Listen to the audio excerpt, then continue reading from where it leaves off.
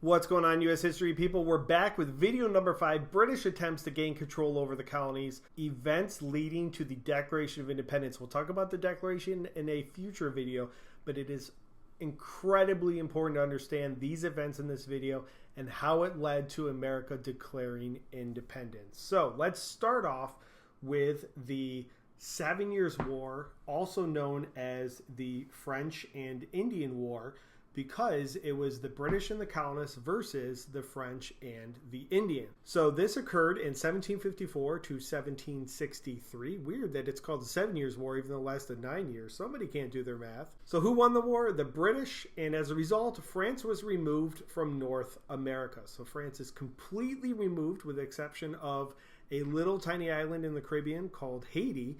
They're removed from what we know as America and Canada. And if you take a look here, the British are going to gain everything that is in pink here. So they go from the red, the 13 original colonies over here, to all this area in pink, all the way over to, what is this blue line here, Mr. Lawrence? I think that's the Mississippi River. That's the Mississippi River. Super important river we'll talk about in future videos. So look at all the land that the British gained and look at all the land that the French lost. Now, Britain is going to be in massive debt from this war. This is really important to understand. They're in debt. They're going to need to find a way to make money. All right, so what are some key ideas that you need to be aware of that happened before the start of the war? Well, first, the British colonists sought to expand into the Ohio River Valley. So the British colonists wanting to move west, which will definitely cause conflict with natives, but also specifically with other European powers. This guy, you know who this guy is, Mr. Norris? George Washington. Oh, it says it right there. Yeah, that's actually George Washington. And we're used to seeing George Washington in a military uniform, but are we as used to seeing him in a British military uniform? No, that's definitely odd looking. That's right. So George Washington really makes his name as a leader of British colonial troops during this conflict. Some other things we have to know about leading up to this war is the Albany Plan of Union. This was actually put forth by Benjamin Franklin as a British citizen in these colonies, the American colonies, and it was his plan to unite the colonies against the fear of a British attack. So the goal was to unite all as one. It was rejected, but it was important because one of those first times that there was a discussion about bringing each independent colony together as one. Very famous political cartoon, the first ever American political cartoon you see here, the Join or Die, that came about as the Albany Plan of the Union. I think you have a poster of that, don't you? Yes, yeah. Yes. Very big fan of that. Salutary neglect, very important. Please star, circle, underline this phrase, this term. You need to know it for your study of American history. And what this policy was, it was a British policy that really allowed the British to be lax or really not have much control or say what was going on with the colonies. Really left the colonists to their own devices. So as long as they were being profitable for the mother country of Great Britain, the American colonists could do what they wanted. All right, so 1763, wicked important year. Make sure you know this. This is 4 major events happened in this year. So we want you to think PEEP when it comes to 1763. What is PEEP, you ask? Well, it's 4 events. The first is Pontiacs Rebellion. This is a Native American rebellion in Ohio and Michigan areas against British colonial expansion. So Native Americans are resisting the encroachment of the British colonists after their victory in the French and Indian War, so they rebel. We also have in this year the end of the 7 Years' War. So again, Britain defeats the French. They gain the land of the Mississippi River. However, this leads to the end of salutary neglect because Britain is in massive debt from this war, and they begin to take a more hands-on approach. So salutary neglect really ends in 1763. Britain begins to tax, which we'll talk about in just a minute. And finally, we have the Proclamation Line of 1763. This forbade colonial expansion beyond the Appalachian Mountains. And this was a result of Pontiac's Rebellion. And this is going to infuriate colonists. They'll be very mad. They just fought this war. They gained all this land. They thought it was theirs. And Britain's like, nope, not having it. So do us a favor, draw an arrow from Pontiac's Rebellion to the Proclamation Line of 1763. Pontiac's Rebellion caused the Proclamation Line. Draw an arrow from the end of the 7 Years' War to the end of salutary neglect. The end of the 7 Years' War caused the end of salutary neglect. Now to take a quick look at the Proclamation Line, you've seen this image in almost every video so far. Proclamation Line coincided with the Appalachian Mountains right here. Make sure you know those mountains. So it's a natural geographic barrier for the English to say to the colonists, do not cross, and that way they would avoid conflict with natives, especially in this Ohio Valley area here, that was where Pontiac's Rebellion occurred. All right, so moving on to British actions after the 7 Years or the French and Indian War. Some things that we need to know for a study of American history is the Stamp Act of 1765. Now, the British fought this war, as Mr. Norris already said, put them heavily in debt. They said, hey, how do we get out of debt as a country? Well, we're going to raise taxes. So they taxed 50 commonly used goods in the colonies to raise revenue. They said, hey, you know what? We fought this war against the French to try and protect you, American colonists, because you're British subjects. Now we need some help, and we need you to help pay the debt for fighting this war. So this led to the Stamp Act Congress, an example of colonial unity against the British. So we're starting to see for the first time some anger from the Americans towards the mother country of Great Britain. So looking at this picture here, does it look like the colonists like the Stamp Act based on this picture? No, it does not look like they're very supportive of it, because, you know, Americans love paying taxes. Oh, they love it so much. Wait, no, that's a joke. Yeah. Not at all. So one thing we'll see American colonists start to do is they will boycott, which, what does boycott mean? Refusing to buy a good. They will start to smuggle in goods and also tar and feather those wicked tax collectors of the time.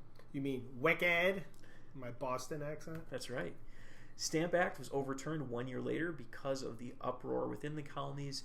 The British Parliament will eventually overturn this act. So what the colonists are going to learn, this is a very important piece of information for them, is that if they boycott, if they smuggle, if they tar and feather, and show enough resistance, the British will overturn acts. So continuing with this theme, we have the Townshend Acts of 1767, named after Charles Townshend here. These were taxes on tea, lead, glass, and paint. Now, the colonists will boycott this, and then everything will be repealed except for the tax on tea. So the colonists are successful in repealing some taxes again. Now, the Tea Act from 1773, very important in colonial American history. The British sought to bail out a company called the British East India Company. So they gave them a monopoly, or the exclusive right to trade tea with the colony. Now, tea from the British East India Company was cheaper than smuggled tea, but the colonists still opposed this, even though they were saving money, due to the phrase that becomes very popular during this time, no taxation without representation, or they were saying we're being taxed without representation. And this is going to lead to what, Mr. Lawrence? The Boston Tea Party of 1773. So what this was is the Sons of Liberty, a group of disgruntled American colonists who came together, who dressed as natives and went into Boston Harbor, busted into a British ship, and threw tea over the side into the harbor. This caused a huge uproar. The British responded with something known as the coercive or the intolerable act. So if something's intolerable, is that something that we enjoy? No, don't like it, can't have it, won't do it. No good. So the British will actually close the port of Boston until damages were paid, and this had a devastating effect on the economy and the people of Boston. It also resulted in something known as the Quartering Act, where the British actually forced colonists to have British soldiers stay in their homes and also to support them with food and drink. Super important question before we go on. Are you a coffee or tea drinker? I am a coffee drinker in the morning and tea in the afternoon. Hot tea or cold tea? Both. Ooh, I gotta go cold. I don't like hot drinks. So continuing with this, we have the Boston Massacre. This is March of 1770. We have colonial protest in Boston against the British soldiers, some of whom were taking jobs from American colonists. The protesters were verbally attacking the soldiers, throwing snowballs at them, and even stones. So not very peaceful during this time leading up to the massacre. Something happens which causes the British soldiers to fire into the crowd, killing 5 and injuring several others. And if we look at this very famous engraving here by a very famous early American by the name of Paul Revere, this is the depiction that many Americans are going to see of the Boston Massacre. Now, if you look at this, Mr. Lawrence, does it look like they are throwing snowballs and stones at the British soldiers, the protesters, that is? No, from the looks of this, you have these evil British soldiers firing on these unarmed, innocent Americans. Yeah, so this is going to be an example of propaganda, an early example of propaganda in American history. All right, so moving on to other big ideas that we need to know. Even in the early 1770s, most colonists did not want independence.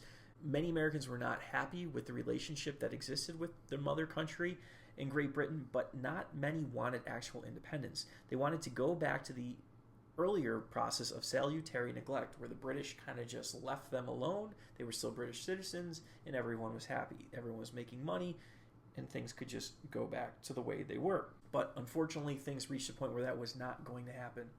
The phrase "no taxation without representation" kind of became a rallying cry for many Americans who wanted to push back against British rule.